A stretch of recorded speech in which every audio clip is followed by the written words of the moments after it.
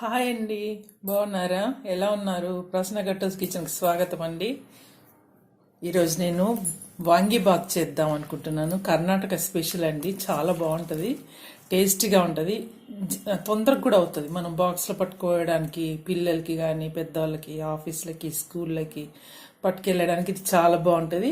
ఎమర్జెన్సీగా మనం ఎక్కడికైనా వెళ్ళాలన్నా కానీ తొందరగా అవుతుందండి. ఈ బాక్స్ పట్టుకొని మనం వెళ్ళొచ్చు. ఊళ్ళోకి వెళ్ళి ఎప్పుడైనా కానీ మనకు టిఫిన్ అవసరం ఉంటే ఇది చేసుకొని వెళ్ళొచ్చు. చాలా బాగుంటుంది. ఇంకా వేరే కర్రీ అవసరం ఉండదు. దీనికి టేస్టీగా ఉంటుంది, తొందరగా అవుతుంది, వెరైటీగా ఉంటుంది.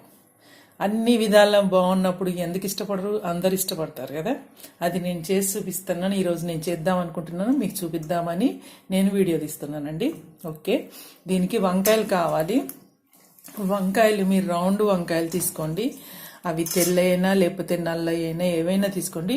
వంకాయ కలర్ ఉన్నాయి కూడా ఉంటాయి, అవి తీసుకోండి. ఏవైనా కొంచెం లేతగా ఉండాలి, బాగా గింజ వచ్చినట్టుగా ఉంటే రుచిగా ఉండదు. ఇలా ఉండాలన్నమాట. నేను తెల్ల వంకాయలు తీసుకున్నాను, ఇవి కూడా బాగుంటాయి. ఇలానే మీరు తెల్లవి దొరికితే తీసుకోండి, లేకపోతే నల్ల వంకాయలు దొరికినా కానీ పర్వాలేదు. పొడుగు వంకాయలు మటుకు కుదరవు దీనికి.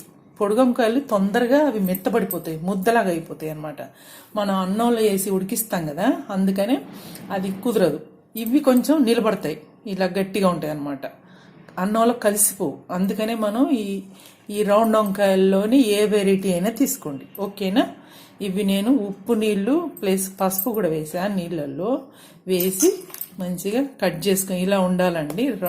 కొంచెం లావుగా ఉండాలి. కట్ చేసి పెట్టుకుందాము. వీటిని ఇట్లా ఉంచేద్దాము. నేను రైస్ తీసుకున్నాను, బాస్మతి రైస్. అవి నేను కడిగేసి పెట్టాను. అవి కూడా నానాలి కదా మనకి, అందుకని కడిగేసి పెట్టాను. మీరు కూడా అలానే చేసి పెట్టుకోండి. దీనికి ముందు మసాలా తయారు చేసుకోవాలండి. వాంగీబాత్ అంటే మసాలాతో కూడిన రైస్ అనమాట, చాలా బాగుంటుంది. వాంగీబాత్ అంటే వాంగి అంటే వంకాయలు ప్లస్ ఇంకా అది అన్నంతో చేసింది అనమాట. దానికోసం మనం మసాలా అండి. దీనికి ఎండుమిరపకాయలు, తర్వాత వెల్లుల్లి, శనగపప్పు, మినపప్పు, ఆవాలు, మెంతులు, ధనియాలు, తర్వాత ఇవి నువ్వులు, ఇంత కొబ్బరి, పచ్చి కొబ్బరి. నేను ఎక్కువ పచ్చి కొబ్బరి వాడతానండి, ఎండినవి నేను వాడను. టెంకాయలు ఇంట్లో కొట్టుకుంటాం కదా మనం దేవుడి దగ్గర, అవే నేను స్టోర్ చేసి పెట్టుకుంటాను, అవే ఎక్కువ వాడతాను. నాన్ వెజ్లకు వాడను అవి, మామూలుగా కూరగాయలకు దీంట్లో వాడతాను, చట్నీలు చేస్తాను. ఇది జీలకర్ర అండి, ఇదనమాట. ఇవి మనకు మసాలా తయారు చేసుకోవాలి. ఇది 1 టేబుల్ స్పూన్, ఇది 1 టేబుల్ స్పూన్. పప్పులు 2 1 టేబుల్ స్పూన్ తీసుకున్నాను. ధనియాలు కూడా 1 టేబుల్ స్పూన్ తీసుకున్నాను. నువ్వులు 1 టేబుల్ స్పూన్. తర్వాత 1/2 టీ స్పూన్ మెంతులండి, 1/2 టీ స్పూన్ ఏమో ఆవాలు, 1 టీ స్పూను జీలకర్ర. ఇవి 10 ఉన్నాయండి ఈ రెమ్మలు, వెల్లుల్లి రెమ్మలు అంటారు కదా వీటిని, అవి ఒక 10 ఉన్నాయి. ఈ మిరపకాయలు ఒక 10-12 తీసుకున్నాను. మీ దగ్గర మిరపకాయలు లేకుంటే కూడా కారంతో కూడా నేను చేసుకోవచ్చు, నేను చెప్తాను. ఈ కొబ్బరిని నేను సన్నగా కట్ చేస్తాను, కట్ చేసి వేయించుకుందాం. ఇవన్నీ వేయించే ప్రాసెస్ ఉంది, నేను చూపిస్తాను, ఓకేనా. మనం స్టవ్ వెలిగిద్దాం. నేను స్టవ్ వెలిగించానండి. ఒక ప్యాన్ పెట్టుకోండి. దీంట్లో 1 టీ స్పూన్ ఆయిల్ వేసుకోండి. కొంచెం వేసుకోవాలండి, మిరపకాయలు వేయించుతాం కదా, అవి ఘాటు రాకుండా ఉండడానికి. దీంట్లో మీరు ఎండు మిరపకాయలు వేసుకోండి. వేసుకొని దీన్ని దోరగా వేయించుకోవాలండి, దోరగా వేయించుకోవాలి. ఇవి ఎక్కువ వేసుకోకండి ఆయిల్, 1 టీ స్పూన్ అంత వేసాను అంతే. ఇవి ఘాటు లేవకుండా ఉండడానికి అన్నమాట ఆయిల్ వేయడం. మీ దగ్గర ఎండుమిరపకాయలు ఒక్కొక్కసారి ఉండవు కదా, ఇల్లు అన్నప్పుడు ఏదో ఒకటి షార్టేజ్ ఉంటుంది, అప్పటికప్పుడు తెచ్చే వాళ్ళు కూడా ఎవరు ఉండరు కదా మనకి. అలాంటప్పుడు ఈ పని ఎందుకు ఆపడం, మనం ఉన్న దాంతో కూడా మనం ట్రై చేయాలి. అది నేను చెప్తాను. ఏంటంటే ఇప్పుడు ఉన్నాయి కాబట్టి నేను ఇవి వేయించుతున్నాను. లేకుంటే కారం పొడి, ఎర్రకారం పొడి ఉంటుంది కదా, దాంతో కూడా మనం చేసుకోవచ్చు. ఈ మసాలాలన్నీ వేయించుకున్నాక దాంట్లో లాస్ట్కి మనకి ఎంత కావాలి కారం అనేది చూసుకొని వాటి మీద వేస్తే ఆ వేడికి కూడా ఆ కారం కొంచెం వేడెక్కుద్ది. సేమ్ మిరపకాయలు వేయించిన టేస్టే దానికి వస్తుంది అనమాట. నేను చూపిస్తాను, ఏ టైంలో వేయాలో నేను చెప్తాను. ఇది చాలా బాగుంటుందండి. మేము బీదర్లో ఉన్నప్పుడు ఎక్కువ చేసుకునే వాళ్ళం. ఈ మధ్య కొంచెం మధ్యలో గ్యాప్ వచ్చింది, అందుకని ఈరోజు ఎందుకో వంకాయలు బాగనిపించినాయి, వాంగిబాత్ చేద్దామనే ఐడియా వచ్చింది.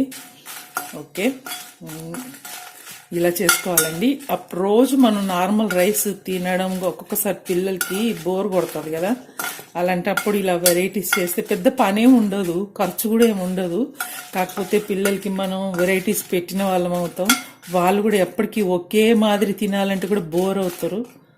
రోజు ఒక వెరైటీ చేసి పెడితే మా మమ్మీ అన్ని బాగా చేసి పెడుతుంది, ఇంట్లో హస్బెండ్స్ కూడా అనుకుంటారు కదా, చాలా ఇంట్రెస్ట్గా మనకు చేసి పెడతారు వీళ్ళు అని వాళ్ళకు కూడా మన మీద ప్రేమ కలుగుతుంది. రొటీన్ లైఫ్ అంటే రొటీన్ లైఫ్ కంపల్సరీ అందరికీ ఉంటుంది. ఒక్కొక్కసారి మనం బోర్ అవుతాం, రోజు వెరైటీస్ తిన్నా కానీ బోర్ అవుతాం. మధ్య మధ్యలో గ్యాప్ ఇవ్వాలి, ఒక్కొక్కసారి చేసుకోవాలి అని నేను అనుకుంటున్నాను. లేడీస్ నాకు అనిపిస్తుంది అండి, లేడీస్ చేసే పని ఇంట్లో పని కదా. అంటే నేను హౌస్ వైఫ్ని కాబట్టి నేను అంటున్నాను, ఇంట్లో ఇల్లు చూసుకోవడం, పిల్లలకి వండి పెట్టడం, ఇదంతా హౌస్ వైఫ్లకే కదా. అందులో మనం మంచిగా ఇష్టంగా చేసుకుంటే ఆ తృప్తి వేరుంటుందండి. ఇంకా విసుక్కుంటూ చేసుకుంటే ప్రతి పని మనకి విసుగొస్తుంది, ఏంటి ఇది అనేసి అలసట కూడా తొందరగా వస్తుంది. ఇష్టంతో చెయ్యండి మీరు పని, చాలా హ్యాపీగా చేయగలుగుతాం. అదే ప్రతి పని మీద మనం అయిష్టంగా చేసామనుకోండి అది కుదరదు కూడా. మనసు బాగుంటే వంట బాగా కుదురుతుందండి. మనం హ్యాపీగా వంట చేసినప్పుడు చాలా టేస్టీగా ఉంటుంది. తెలియదు భగవంతుడు ఎలా చేస్తాడో కానీ చాలామంది కూడా అన్నారు, ప్రేమతో చేసి పెడితే అది ఎలాంటి కూర అయినా కానీ చాలా టేస్టీగా ఉంటుంది, చాలా బాగొస్తుంది అనేసి. మీరు అన్ని విధాల మంచి మసాలా తయారు చేసి కోపంగా వండారనుకోండి, ఆ కోపం ఆ కూరలో తెలిసిపోతుంది. అది తినే వాళ్ళకి ఏదో లోటు ఉంది, ఏదో టేస్ట్ లేదు అని వాళ్ళకు కూడా తెలిసిపోతుందండి. మీరు గమనించండి, నేనైతే చాలాసార్లు గమనించాను.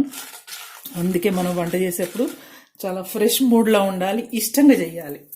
నేను ఇది చేసి పెట్టాలి, వీళ్ళకి అది చేసి పెట్టాలి అని అనుకుంటే కంపల్సరీగా మనం చేయగలుగుతాం, అవి రుచి వస్తాయి.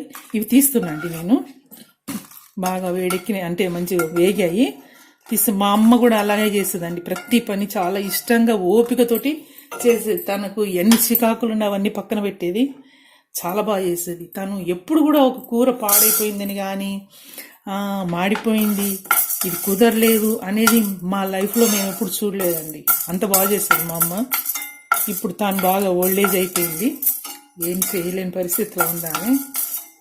ఇప్పుడు మేం చేసి పెడితే తాను బాగుంది అని అంటది.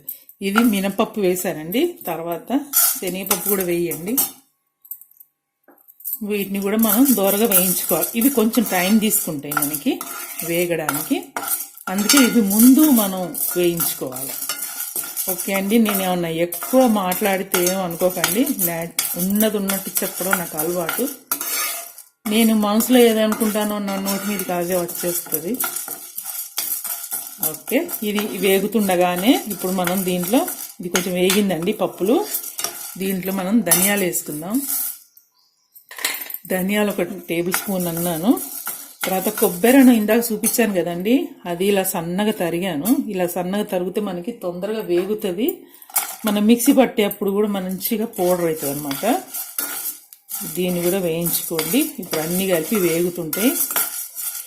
కొబ్బరి సన్నగా తరిగితే వేగడం తొందరగా వేగుతుంది.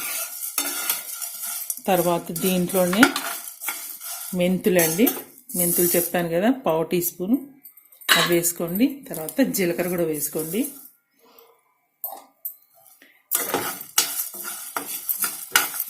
ఇప్పుడు ఆవాలండి, మీరు మీడియంగా కంటే ఇంకా సిమ్లోనే పెట్టుకోండి. ఆవాలు కూడా వేసాను. స్టవ్ సిమ్లో పెట్టి వేయించుకోండి, మాడదు. ఇది ఈ అన్నానికి ఇదే ఫ్లేవర్, ఈ మసాలాతోటి మనం అన్నం మంచి రుచి వస్తుంది అన్నమాట. ఇది వేయించుకోవడం మనం మంచిగా వేయించుకుంటే రుచి బాగుంటుంది. కొంచెం మాడిపోవడము ఏదోనైతే ఇంకా అన్నం అంతా స్పాయిల్ అవుతుంది. ఇది మటుకు చాలా కేర్ఫుల్గా జాగ్రత్తగా వేయించుకోండి, ఏది మాడకుండా ఉండాలి. వేగాలి ఇవి. కలుపుతూ ఉండండి, మాడనిచ్చుకోకుండా. ఇంకొక 2 minutes అయితే వేగిపోతాయి.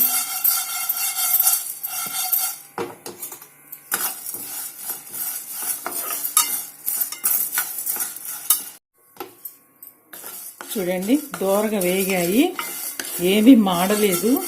ఇలా వేయించుకోండి. స్టవ్ నేను సిమ్లో పెట్టి మినిమం 5 minutes వేయించానండి.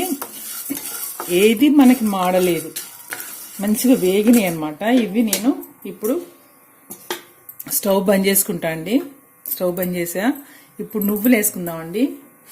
1 tablespoon నువ్వులు అన్నాను కదా, ఈ గిన్నె వేడికి అవి వేడెక్కుతాయి.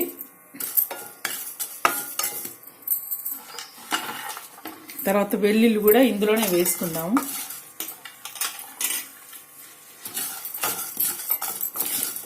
ఇవన్నీ కలిపేసి దీంట్లోనే ఉంచేయండి, ఇవి చల్లగా అయ్యేదాకా. ఈ గిన్నె వేడికి నువ్వులు వేగిపోతాయి, ప్లస్ ఈ వెల్లుల్లి కూడా మనకి వేగినట్టు అవుతుంది. ఇప్పుడు నేను ఎండు మిరపకాయలు మీ దగ్గర లేకుంటే కారం పొడి వేసుకోమన్నాను కదా, ఈ టైంలో వేసుకోండి. ఈ టైంలో వేసుకొని మంచి కలిపేయండి. కలిపేసి చల్లగా అయ్యేదాకా ఉంచిన తర్వాత పొడి కొట్టుకోండి. అప్పుడు మీకు ఎండుమిరపకాయలు వేయించి కొట్టిన టేస్టే వస్తుంది. ఓకేనా అండి, అర్థమైంది కదా. ఈ టైంలో మనం కారం పొడి దీని మీద చల్లుకుంటే ఈ గిన్నె వేడికి కారం పొడి వేడెక్కుద్ది, వేగినట్టుగా అవుతుంది. ఈ మసాలాలతో పాటు అది కూడా మంచిగా వేగినట్టుగా ఉంటుంది అన్నమాట. ఇవి దీన్ని చల్లగా చేస్తాను నేను. చల్లగా అయిన తర్వాత పొడి కొడతాను. మసాలా చల్లగా అయ్యేసరికి మనం రైస్కి తయారు చేద్దామండి. నేను ఒక గిన్నె పెట్టుకున్నాను, స్టవ్ వెలిగించా. ఒక గిన్నె పెట్టేసుకొని మీరు ఏ గిన్నెలో అయితే అన్నం వండుకుంటారో ఆ గిన్నె పెట్టేసుకోండి.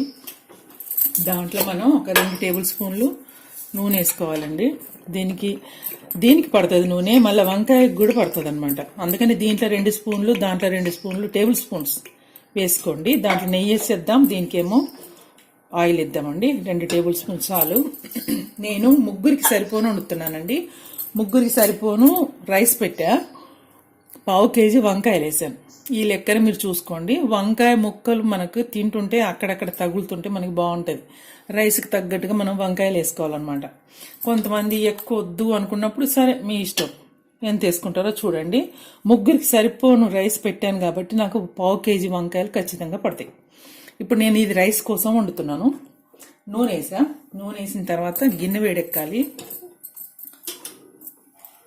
దీంట్లో అండి గరం మసాలాలు అవి ఉండవు, ఖాళీ ధనియాలు, ఈ పప్పుల పొడితోటే మనం ఈ రైస్ చేసుకోవడం.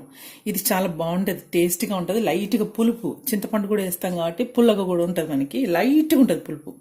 మరి పులిహోరలాగా అట్లా ఉండదు, చాలా బాగుంటుంది. మసాలాతో కూడుకున్న ఈ పులుపు టేస్ట్ కూడా అన్నంలోకి వస్తుంది.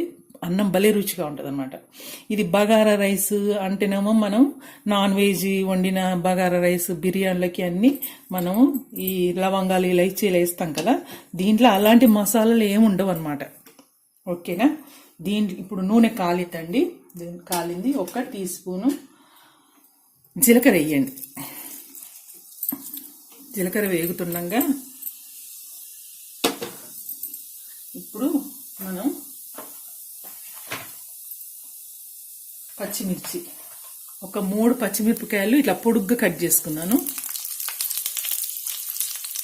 ఈ ఒక్క రైస్ ఉంటే చాలండి. మనము పెరుగు పచ్చడి చేసుకునేనా, పెరుగు చారు చేసుకునేనా తినొచ్చు. అసలు ఏం లేకున్నా పర్లేదండి. మామూలుగా ఏదన్నా చట్నీ సైడ్కి పెట్టుకొని తిన్నా తినొచ్చు. మిరపకాయలు మీదే చిలుకున్నాయి, నేను కవర్ చేస్తాను. దీనికి 2 నిమిషాలు కవర్ చేస్తాను. బాగా పైన పడుతున్నాయి ఆ గింజలు. మిరపకాయలు వేగుతున్నాయి కదండి. ఇప్పుడు మనం కరివేపాకు వేసుకుందాం.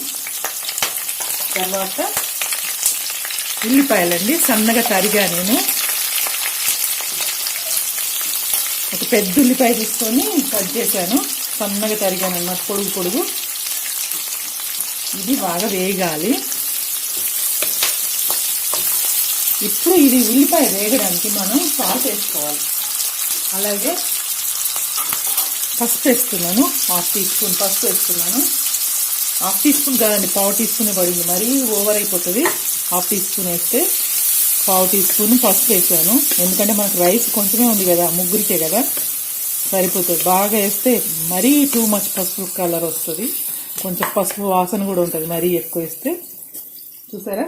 ఇప్పుడు అలాగే ఉప్పు వేసుకోవాలి. సాల్ట్ వేస్తే ఉల్లిపాయలు కూడా మనకి తొందరగా మగ్గుతాయి. మళ్ళీ తర్వాత చూసుకుందామండి, నీళ్ళు వేస్తాం కదా, అప్పుడు చూసి ఎక్కువ పడితే మళ్ళీ సాల్ట్ వేద్దాం. ఇప్పుడు నేను 2 minutes దీన్ని మూత పెడతాను. మూత పెడితే ఇవి బాగా వేగుతాయి. ఒకసారి కలుపుదామండి. చూసారా? ఉల్లిపాయలు మంచిగా వేగినాయి. ఇప్పుడు మనం కొత్తిమీర, తర్వాత పుదీనా కలిపిందండి. కొత్తిమీర పుదీనా కలిపింది మంచిగా శుభ్రం చేసి కడిగేశాను. దీంట్లో అల్లం వెల్లుల్లిపాయ కూడా వెయ్యరండి, ఏం వెయ్యరు అనమాట. ఇప్పుడు కొంచెం మనం సాల్ట్, నీళ్ళు పోద్దామండి. నీళ్ళు పోసి నేను 2.5 గ్లాసులు తీసుకున్నాను బియ్యము, నానబెట్టావి. 1/2 hour అయింది నానబెట్టి. ఇప్పుడు దానికి సరిపడా నేను నీళ్ళు పోస్తాను. నేను మటుకు 1 గ్లాసుకు 2 గ్లాసులు నీళ్ళు పోస్తానండి. నేను రెగ్యులర్గా వండుకునేది అంతేనే, మరీ పొడి పొడిగా తినరు మా ఇంట్లో. మీకు కనుక పొడి పొడిగా కావాలి అనుకుంటే 1.5 గ్లాస్ వేసుకోండి. 1 గ్లాస్కి 1.5 నీళ్ళు పోసుకోండి. లేదు కొంచెం మంచిగా ఇట్లా కొంచెం లైట్గా మెత్తగా ఉండాలి అనుకుంటే మటుకు 2 గ్లాసులు వేసుకోండి. ఇంకా కొంచెం మెత్తగా ఉండాలనుకుంటే 2.5 వేసుకోండి. నేను ఇప్పుడు 2.5 గ్లాసులకి 5 గ్లాసుల నీళ్ళు పోస్తున్నాను. 2, 3, 4, 5 కొన్ని తక్కువ ఉన్నాయి, పోస్తాను. ఇప్పుడు దీంట్లో సరిపడా మనం సాల్ట్ వేసుకోవాలండి. 5 గ్లాసులు అండి, కొన్ని తక్కువ నేను మళ్ళీ వేసాను నేను. అలాగే ఇప్పుడు దీనికి సరిపోని మనం సాల్ట్ వేసుకోవాలి. మనం ఉల్లిపాయకు వేగడానికి వేసాం కదా, ఇంకొక టీ స్పూన్ వేస్తున్నాను. ఇది కరిగిన తర్వాత చూద్దాం. ఈ ఉప్పు ఉండాలండి, నీళ్లు మీరు ఎంత మీరు తినగలుగుతారు సాల్ట్ దాన్ని చూసి వేసుకోండి, మీ టేస్ట్కి తగ్గట్టు వేసుకోండి. పట్టుద్దండి, ఇంకొక 1/2 టీ స్పూన్ వేసాను నేను. టోటల్గా నాకు 2 టీ స్పూన్లు పడింది సాల్ట్.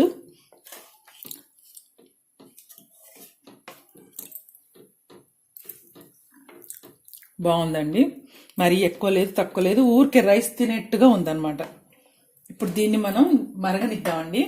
నేను ఈ పక్క స్టవ్ పెడతాను ఈ గిన్నెను. తర్వాత ఈ గిన్నె మీద మనం వంకాయ వేయించుకోవడం నేను చూపిస్తాను.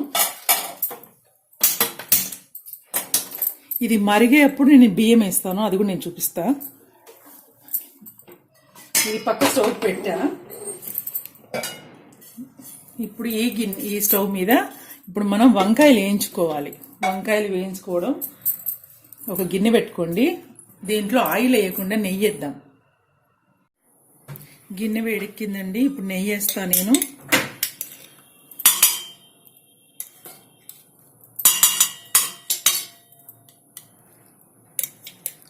రెండు టేబుల్ స్పూన్లు అవుతుందండి నెయ్యి. అది వేడెక్కిన తర్వాత మనం వంకాయలని వేయించుకోవాలన్నమాట. నెయ్యితో చేస్తే బాగుంటుందండి. మనం సగం నెయ్యి సగం నూనె వేసినట్టు. నీళ్ళు ఇంకా మరగలేదు, రైస్వి నీళ్లు మరుగుతున్నాయి. మరిగేటప్పుడు నేను బియ్యం వేస్తాను. ఇప్పుడు మనకి గిన్నె వేడెక్కింది, నెయ్యి కూడా వేడెక్కుతుంది. దీనికి మనం ఇప్పుడు ఉప్పు నీళ్ళల్లో వేసుకున్న వంకాయలు ఉన్నాయి కదా, అవి వేద్దామండి. బాగా నీళ్లు దులిపేయండి, దులిపేసిన తర్వాత వేసేయండి.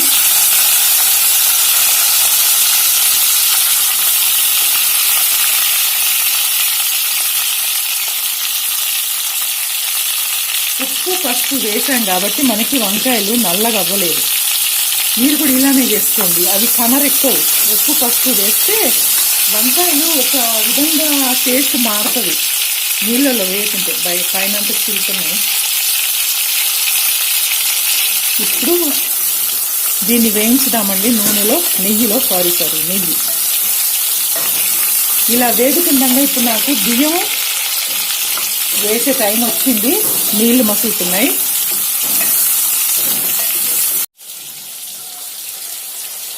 నీళ్లు మసులుతున్నాయండి. ఇప్పుడు మనం బియ్యం వేసేసుకుందాం. బాస్మతి రైస్ నేను 1/2 అవర్ నానబెట్టా. మీరు నార్మల్ రైస్ తోటైనా చేసుకోవచ్చు అండి, నో ప్రాబ్లం. ఎలాంటి రైస్ తోటైనా మీరు చేసుకోండి, చాలా టేస్టీగా ఉంటుంది. ఇంకా నేను ఇంట్లో ఉన్నాయి కదా స్పెషల్ డిష్ అన్నట్టుగా నేను ఇది బాస్మతి వేస్తేనే బాగుంటాయి అన్నట్టుగా నేను బాస్మతి వేస్తున్నాను. ఇప్పుడు ఒకసారి కలపండి. కలిపేసి మళ్ళీ మూత పెట్టండి. ఇంకా అది ఉడుకుతూ ఉంటుంది, దాని మానాన అది ఉడుకుద్ది. ఇప్పుడు మనం వంకాయలను చూద్దామండి. మూత పెట్టేస్తున్నా, వంకాయలను చూద్దాం. సరే, వంకాయలు కూడా నెయ్యిలో వేగుతున్నాయి. వేయించితే ఏంటంటే, వేయించడానికి రీజన్ ఏంటంటే అది ముక్క గట్టి పడుతుంది. మనం అన్నం సగం ఉడికిన తర్వాత ఇవి అందులో వేసి కలిపేస్తాం. ఇప్పుడు వేయించినప్పుడు సగం ఉడుకుతాయి వంకాయలు, తర్వాత అన్నంలో సగం ఉడికిపోతాయి అన్నమాట. ఇలా వేయించడం వల్ల మనకు గట్టి పడి అన్నంలో వేస్తే ఇచ్చుకుపోదు, మెత్తగా అవ్వదు అందన్నమాట. దాని గురించని వేయించడం. ఇప్పుడు ఇలా వేయించుకుంటాం కదా, దీనికి కూడా కొంచెం సాల్ట్ వేయండి. వంకాయలకి కొంచెం సాల్ట్ వేయండి, ఎక్కువ కాకుండా 1/2 టీ స్పూన్ సాల్ట్ వేయండి. లేకపోతే అది కనరెక్కుతాయి అన్నమాట. మనం ఎంత ఉప్పు నీళ్ళలో వేసినా మళ్ళీ తీసి ఇట్లా వేయించుకుంటప్పుడు టేస్ట్ మారుతుంది. అవి మారకుండా ఉండడానికని సాల్ట్ వేయడం అన్నమాట. ఇప్పుడు ఇలానే ఓపెన్గానే దీన్ని మనం వేయించుకోవాలి. నేను స్టవ్ పెద్దగానే పెట్టారండి. ఇలా మంచిగా వేగాలన్నమాట, కొంచెం రంగు మారాలి. అది చూడండి, వంకాయలు బాగా మంచిగా ఇట్లా వేగినాయి, మెత్తబడ్డాయి. చూసారా, రంగు కూడా మారిపోయినాయి, వల్లిపోయినాయి అన్నమాట. ఆ నెయ్యిలోనే మంచిగా వేయించాము. రంగు కూడా చూడండి మారుతుంది, కొంచెం రెడ్గా అవుతున్నాయి కదా. ఇప్పుడు ఈ టైంలో మనం దీంట్లోకి ఇందాక రుబ్బి పెట్టుకున్న మసాలా వేయాలండి.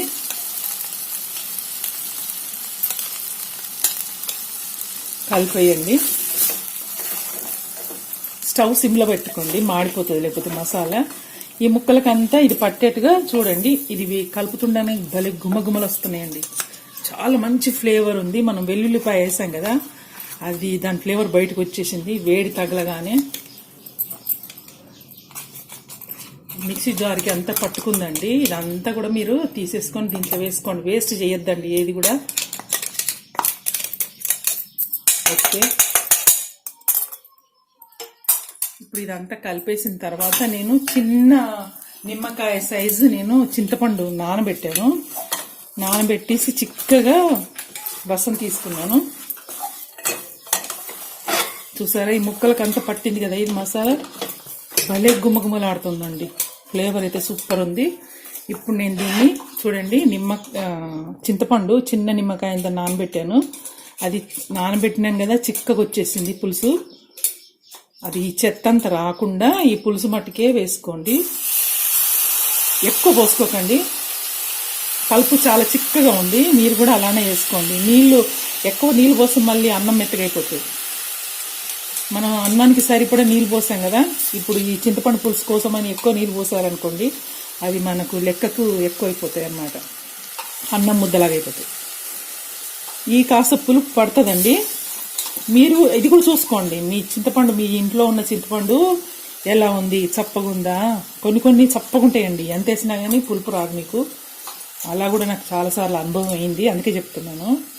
పులుపు బాగా ఉన్నది తీసుకోండి. ఇప్పుడు దీన్ని కలిపేద్దామండి. ఇదంతా కలిపేసి అన్నం కూడా మనకి దగ్గర పడింది, కలిపేసాను నేను. ఇప్పుడు దీన్ని డైరెక్ట్గా తీసుకుపోయి అన్నంలో వేసేయడం. ఓకేనా, వేద్దామా. చూసారా, అన్నం ఏ స్టేజ్లా ఉంది, ఇలా ఉందన్నమాట. ఇప్పుడు మనం పర్ఫెక్ట్ టైం ఇది.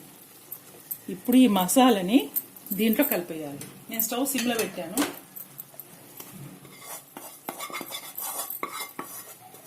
వాంగి బాత్, భలే టేస్ట్ అయిన వాంగి బాత్ రెడీ అయిపోతుంది. ఇప్పుడు దీన్ని అంతా ఇలా కలిపేసుకోండి. అన్నంలోకి నెమ్మది కలుపుకోండి.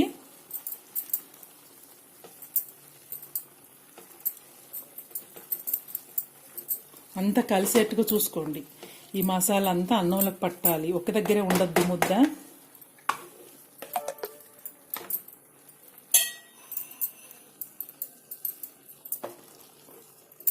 ఇలా కలుపుకోండి. చూసారా, మొత్తం కలిసిపోతుంది. మీకు ఎక్కడన్నా ఇట్లా ముద్దల్లాగా ఉండి మసాలా ఉంటే దాన్ని కొంచెం ఇట్లా స్ప్రెడ్ చేసుకోండి. చేసుకుంటే అన్నానికి అంతా పట్టుతుంది. మీరు వంకాయలు మంచి క్వాలిటీ సెలెక్ట్ చేసుకోండి. మరీ మెత్తగా అయిపోయేటి కాకుండా కొంచెం గట్టిగా ఉండేటి తీసుకోండి. అప్పుడు రుచి భలే ఉంటుంది. అవి బాగా ఇచ్చుకోపో, మనకి తెలిసిపోతుంటుంది. ఓకే అండి, అన్నం అంతా కలిసింది. ఇప్పుడు మనకి ఆయిల్ కూడా మంచిగా ఉంది, ఇందులో నెయ్యి ఉంది, నూనె ఉంది కాబట్టి మనకి అన్నం కూడా ముద్దలాగా అవ్వదు, చాలా టేస్టీగా ఉంటుంది. చూడండి, మంచి కలిపేసా. నేను మూత పెట్టేస్తున్నాను. ఇప్పుడు దీన్ని మనం ఉమ్మగిల్లనియాలా. మనకు 70-80% అన్నం ఉడికిపోయిందండి. ఇంకా కొంచెం తడిగా ఉంది కదా, అది కూడా మంచిగా ఉడికిపోతుంది. మసాలా అంతా అన్నానికి పట్టుద్ది, అన్నం భలే టేస్ట్గా అవుతుంది. ఒక 5 minutes చూద్దాం మనం. మన రైస్ రెడీ అయిపోయిందండి. నేను సిమ్లో పెట్టాను, 10 minutes పెట్టానండి. మంచిగా అయింది ఇది. ఇంకొకటి గిన్నె మాడుతుందన్న డౌట్ తోటి నేను స్టవ్ కింద చూడండి పేనం పెట్టా, పేనం మీద ఇది పెట్టాను అనమాట. అప్పుడు అడుగంటకుండా ఉంటుంది మనకి సేఫ్టీ. అందుకని మనకు కొంచెం టైం ఎక్కువ తీసుకుంటుంది. మధ్యలో పేనం ఉంది కాబట్టి ఇప్పుడు మనకు అన్నం అండి. చూడండి, చాలా బాగా రెడీ అయిపోయింది. వంకాయలకు వంకాయలు ఉన్నాయి, అన్నం మంచిగా ఉడికిపోయింది. ఇప్పుడు ఒక 10 minutes ఇలాగే మూత పెడతాను, వేడిగా ఉంది కదా. తర్వాత నేను సర్వ్ చేయడం చూపిస్తానండి. చాలా టేస్టీగా అయింది, గుమగుమలాడుతుందండి రైస్. ఆ స్మెల్ అదంతా లుక్ కూడా సూపర్ ఉన్నదండి. నేను ఒక 10 minutes తర్వాత నేను సర్వ్ చేయడం చూపిస్తా.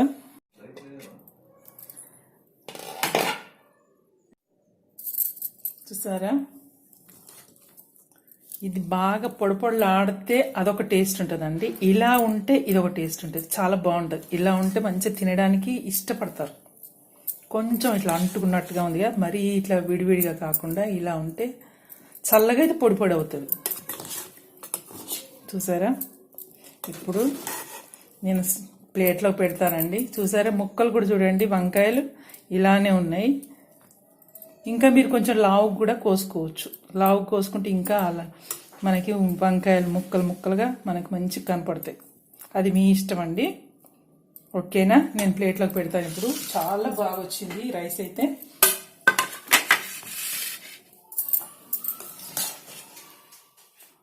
చూసారా, మనకు ఈ వేడి చల్లారిన కొద్దీ అది మంచిగా పొడి పొడిలాడుతుంది అనమాట అన్నం. వేడివేడిగా తినే వాళ్ళకి ఇలా చాలా ఇష్టపడతారు. మా ఇంట్లో అయితే ఇట్లా కొంచెం ఇట్లా మెత్తగా ఉండాలి అని అంటారు. మరీ విడివిడిగా ఉంటే అంత టేస్ట్ ఉండదు అని అంటారు. ఇష్టం, ఒక్కొక్కరి ఇష్టం కదా. మా వారికి అయితే కొంచెం మెత్తగా ఉండాలంటారు. పిల్లలు కొంచెం విడిగా ఉంటే బాగుంటుంది మమ్మీ అని కొంత అంటారు.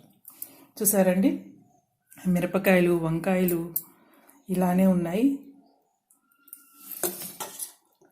ఇది ఈజీగా ముగ్గురికి అంటే ఎక్కువ తినవచ్చు. నేను ముగ్గురికి అన్నాను, 2.5 గ్లాసులు పెట్టాను కదా చిన్న గ్లాస్ తోటి.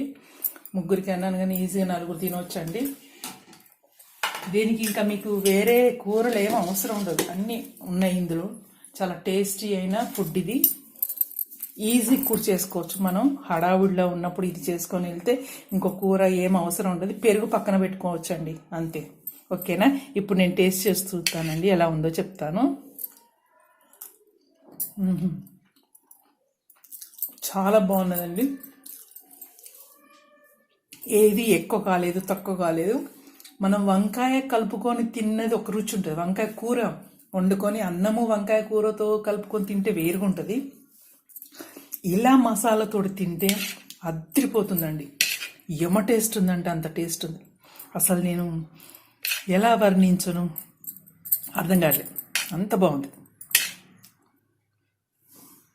మనము బాస్మతి రైస్ వేసాం కదా, మసాలా వేసాం కదా, అందుకే మీకు అది పొడుగా కనపడట్లేదు అనమాట. ఖాళీ రైస్ అయితే మీకు పొడుగు పొడుగు కనబడుతుంది.